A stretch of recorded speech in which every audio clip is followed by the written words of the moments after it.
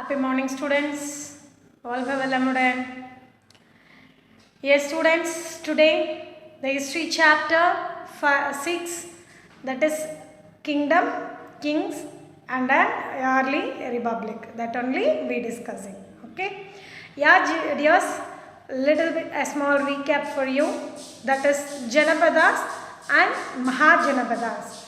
In the previous session itself, I given an intro for Mahajanapadas. Okay, today you just simply listen what in detailed way what is Mahajanapadas. Listen, the Magadha kingdom. See, not only the Magadha, here today we are going to see the Magadha kingdom, one of the most famous and important Mahajanapada.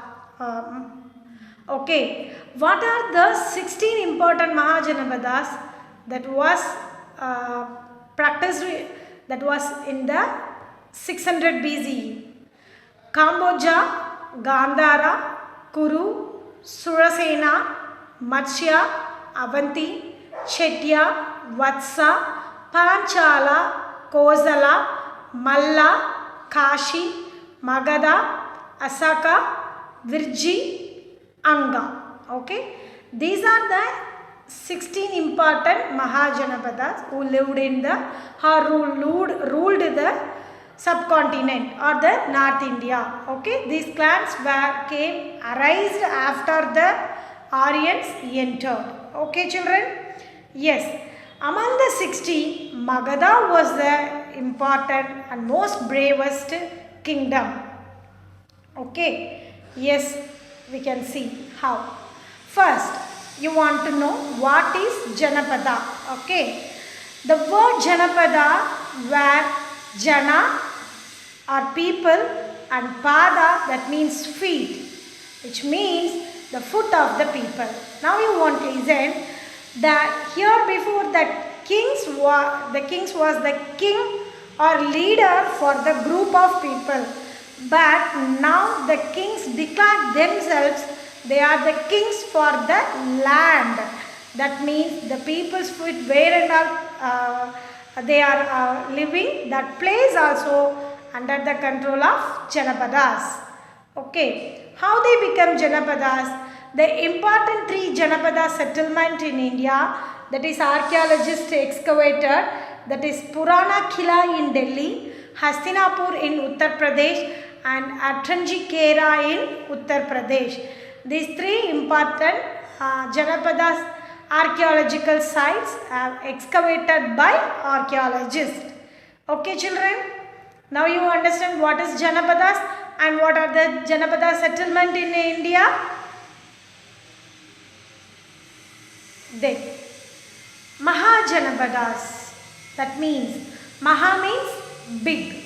Okay, 2500 years ago, a big kingdom developed in the Ganges Valley were known as Mahajanapadas. Listen, children, Janapadas means a small villages or a town declared by themselves that place also under their control. That's called Janapadas. Many Janapadas together came under one king's control, that is called Mahajanapadas or kingdom. Okay, that's 2500 years ago, big kingdoms developed in the Ganges Valley were known as Mahajanapadas, had well-defined territories, governments. Okay, yes, that's well defined. Okay, that means they defined their government in well manner. Okay, where they want to build the forts, how they want to maintain the army, how should control the how they want to control the people, everything they well defined. Okay, and also the ministers and that samantas, everything they decided, they defined.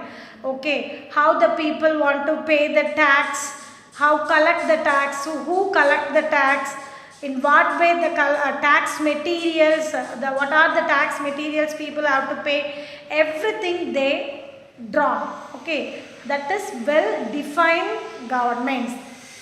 Then, yes, these are the important 16 Mahajanapadas. That is, say once again with me, all of you. Read the highlighted names. Read it. Yes, take your history book, all of you. Page number. Yes, take Mahajanapadas, all of you. Yes, underline it. Okay. Yes, listen. Then, each Mahajanapada had a fortified capital. Okay. That means the kings or the leader fortified his kingdom or fortified his place. Okay. Why they fortified? And also the city was built by huge walls of stones and bricks. And why they fortified means because forts provided protection from other kingdoms and projected the power of the ruler. If they see the mighty walls means what the other people will think, okay, this king this king have more wealthy, so that's why they built this much big fort. So they hesitate to attack them. For that purpose, they built the big forts. Okay. And also it is very easy for the king to control the people if they within the wall means. Okay. And everything is easy for trading, and if any traders is coming outside from their kingdom, so everything is easy analyzing for them, so that they fortified. Okay. And also the big forts projected the king's power, and it give the safeguard to their citizen. Yes, no? Yes, the other people or the other group of people or the enemies, they want to think how should enter the forts, or they want to they think should not we should be unable to attack the people who are inside. Okay, for that purpose they built the forts. Okay, children, do you understand why the Mahajanapadas built the forts?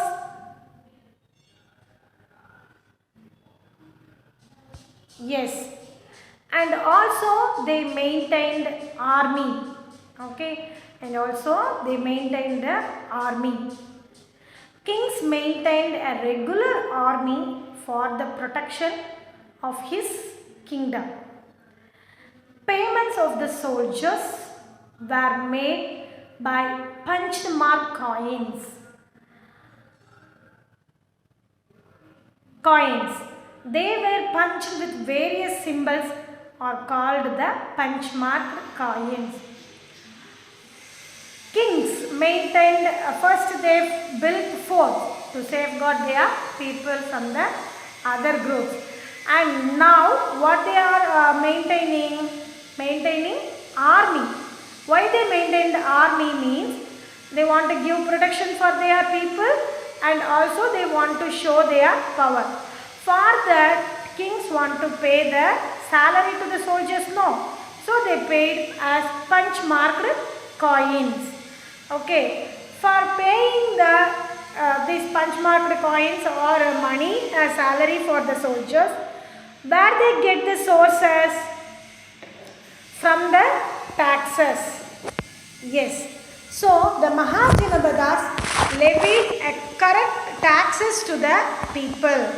What and all? Regular taxes formed essential resources to build fortification and maintain armies. Okay. Yes. Next, changes in agriculture. Okay. After that Mahajanapadas, there was important things happened. What means? Changes in agriculture in this period. What and all? Prospered in most of the Mahajanapadas.